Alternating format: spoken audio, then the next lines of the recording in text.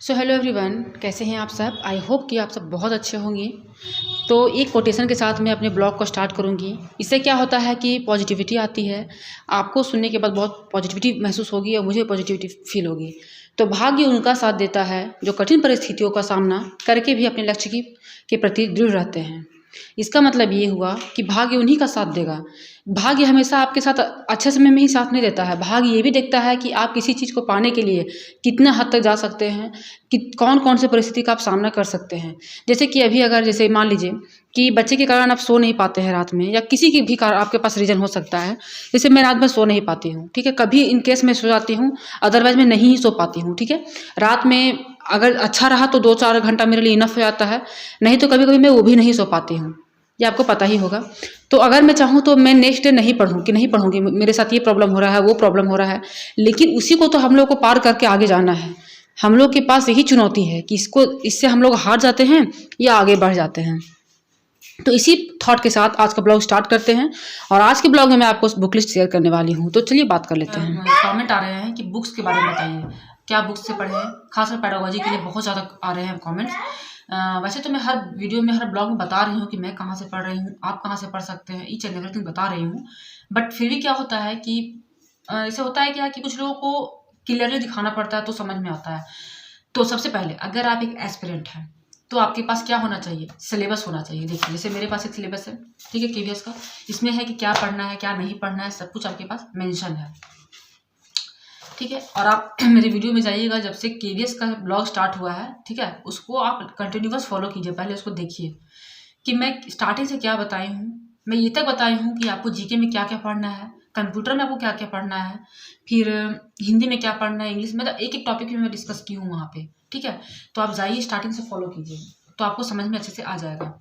तो ये हो गया आपका सिलेबस। सिलेबस में क्या है आपका, यहाँ पे टीजीटी, यहाँ पीआरटी, टीजीटी, पीजीटी पे कुछ ऐसा इश्यू नहीं है। आपका सिलेबस बहुत हद तक सेम है, खासकर आपका पेडागोजी सेम है, ठीक है।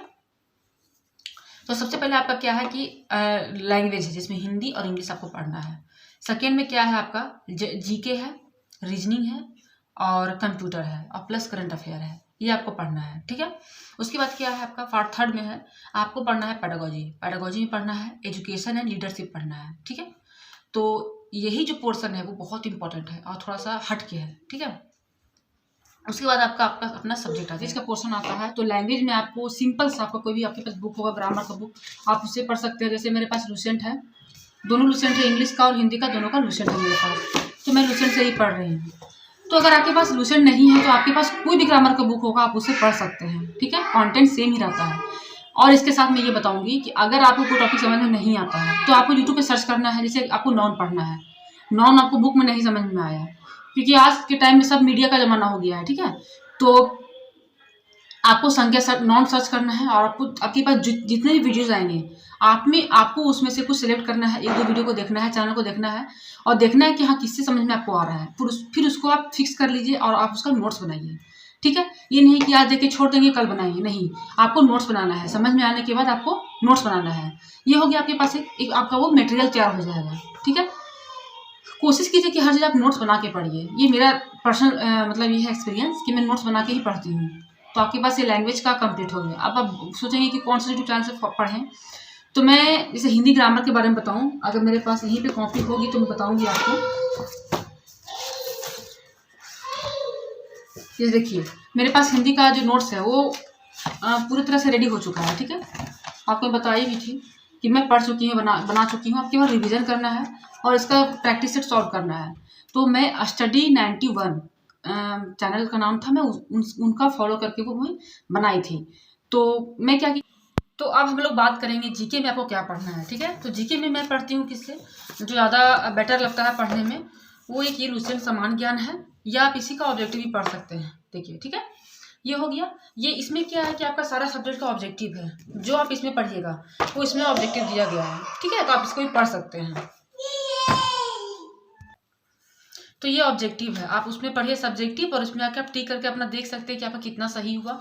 और ये इस बुक में ज़्यादातर दिए गए हैं, जैसे जितने भी एग्ज़ाम आपके हुए हैं उसको उसके अनुसार से इसमें क्वेश्चन दिए गए हैं।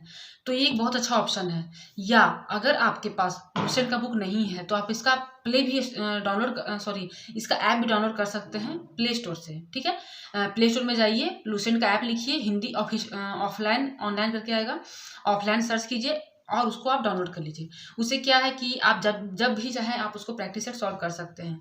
या नहीं तो इसका एक ऑडियो भी आता है, ठीक है। लुसेंट का ऑडियो आएगा, ठीक है। जितना भी इसमें लिखा हुआ है वो ऑडियो के फॉर्म में बोला जाएगा, तो आप उसको भी सुन सकते हैं। तो आई थिंक इससे ज़्यादा और क्या ही हो सकता है अच्छा, ठीक है।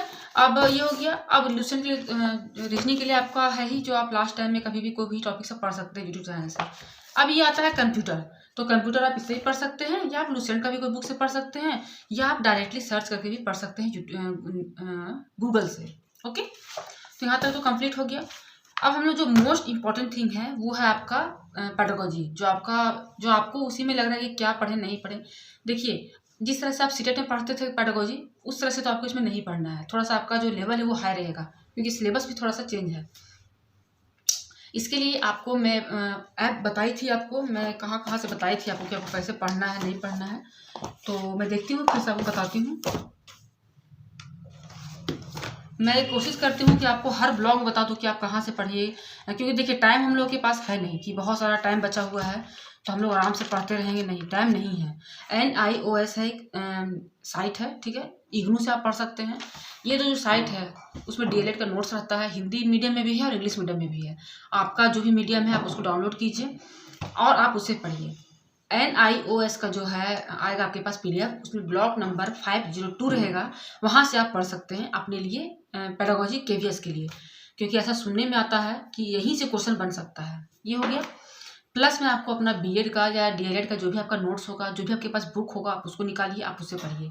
इसके साथ आप कोई भी यूट्यूब चैनल को आप फॉलो कर सकते हैं, जैसे अध्ययन मंत्रा हो गया, या सचिन अकेडमी हो गया, या हिमांशी मैम का हो गया। वो आप पे डिपेंड करता है कि आप किन से पढ़िएगा, आपको किन से समझ में आता है, ठीक है। यहाँ पे ये नहीं कि मैं बोलूँगी वही, क्योंकि मैं भी उतना नहीं फॉलो कर सकती हूँ और ना ही मैं फॉलो करती हूँ।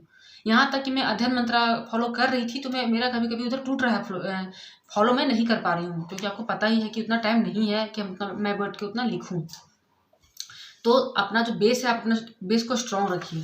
तो इस तरह से आप नोट्स बनाइए पहले, ठीक है, जहाँ से मैं बता दी हूँ आपको नोट्स बनाइए, ठीक है। और मैं मेंशन कर दूँगी कि आप कहाँ कहाँ से पढ़ सकते हैं। ये हो गया। अब उसके बाद आएगा आपका, और प्लस में इसमें जो 11th और 12th का जो NCERT का आएगा मनोविज्ञान का, आप उसको भी पढ़ लीजिएगा, ठीक है। मनोविज्ञान भी आपका हो जाएगा। ये हो गया कंप्लीट आपका पेडागोजी का। अब आपके पास कोई कन्फ्यूजन नहीं होना चाहिए। और प्लस में मैं क्या करूँगी, मैं अपने चैनल के माध्यम से मैं जो भी नोट्स बना रही हूँ, मेरे पास कॉमेंट भी आया था, क्योंकि देखिए बहुत लोग डर होता है कि कहाँ से पढ़े नहीं पढ़े, टाइम उतना नहीं है। तो देखिए मैं भी इंसान हूँ, मुझे भी डर लगता है कि मैं कहाँ से पढ़ रही हूँ, नहीं कैसे पढ़ना चाहिए। देखिए मैं इतना कर सकती हूँ कि अगर आप मेरे पे विश्वास करते हैं तो जो भी मैं नोट्स बना रही हूँ मैं आप लोगों तक शेयर कर दूँगी, ठीक है। अगर आपको इससे कुछ हेल्प मिलता है तो आप ज़रूर उसका आप उसका फ़ायदा लीजिए। मैं अपने नोट्स को शेयर करूँगी, लेकिन थोड़ा मुझे टाइम चाहिए। सबसे पहले मैं नोट्स को मैं खुद प्रिपेयर कर लूँ, तभी तो आपको शेयर कर सकती हूँ। और मैं कहाँ शेयर करूँगी, कैसे शेयर करूँगी, वो तो मैं उसी बाद में ही बताऊँगी कि मैं कहाँ आपको ये नोट्स शेयर कर सकती हूँ। और प्लस मैं कोशिश करूँगी मैं डील भी कर दूँ, कि जितना मैं समझ सकी हूँ मैं आपको भी डील करके बताऊँ कि आप ऐसे पढ़ सकते हैं, तो आपके लिए थोड़ा सा हेल्पफुल हो जाएगा, ठीक है। अब आता है कि आपका जो सब्जेक्ट है, आपका जो भी सब्जेक्ट होगा, हिंदी, इंग्लिश, साइंस, मैथ, उसका आपको आपका NCERT आपका होगा। NCERT और CBSE बोला गया पढ़ने के लिए, तो आप उसका पढ़ सकते हैं। जैसे कि मेरा इंग्लिश है तो मैं बस वही NCERT में पढ़ रही हूँ। तो बस यही सब है, ज़्यादा कुछ नहीं है। बस इतना भी डरिए मत। सबसे पहले सिलेबस को कंप्लीट कीजिए, और जितना सिलेबस आप कंप्लीट करते जा रहे हैं उसको रिवाइज करते जाइए। जैसे कि अगर आप सपोज दैट आप 2 ही टॉपिक कवर किए हैं, तो कोशिश कीजिए कि वीक के एंड में आप उसको रिवाइज कीजिए। अगर डेली कर पाते हैं तो अच्छी बात है, और नहीं कर पाते हैं तो वीक के एंड में सैटरडे और संडे का जो आपका दिन होता है, आप उसमें कुछ भी नया मत पढ़िए, आप उसमें केवल रिवाइज कीजिए। जो भी आप पढ़े हैं आप उसको केवल रिवीजन कीजिए, ठीक है। तो आई होप आपका यहाँ तक कन्फ्यूजन दूर हो गया होगा। और भी कुछ आपके पास अगर वैसा कुछ बात है जो आपको नहीं समझ में आया है, या आपको लगता है कि मैं आपको समझा सकती हूँ, बता सकती हूँ, तो आप बिल्कुल कमेंट कर सकते हैं। और अगर ये वीडियो आपके लिए हेल्पफुल रहा है तो वीडियो को आप चाहें तो लाइक, शेयर, सब्सक्राइब कर सकते हैं, वो आप पे डिपेंड करता है। लेकिन मैं यहाँ पे आपको कहूँगी कि आप आप अगर संतुष्ट हुए हैं वीडियो को देखने के बाद, आपका जो क्वेरीज था वो आपको समझ आया कि नहीं आया, आंसर मिला कि नहीं मिला, इसका कमेंट के ज़रिए ज़रूर बताइएगा। क्योंकि हम लोग एक दूसरे का बात को कमेंट के ज़रिए से ही समझ सकते हैं कि हाँ, आपने कमेंट किया तो मैं आपके लिए वीडियो प्रोवाइड कर रही हूँ। अब मैं वीडियो आपके लिए हेल्पफुल है या नहीं है, वो भी मैं कमेंट के माध्यम से ही जान सकती हूँ। तो इसी बात के साथ मैं इस वीडियो को यहीं पे एंड करूँगी। मिलूँगी नए वीडियो के साथ। ऐसे ही अपना सपोर्ट बनाए रखिए और बस चलिए, तो बहुत सारा बातें हो गई, हम इस वीडियो को एंड करते हैं।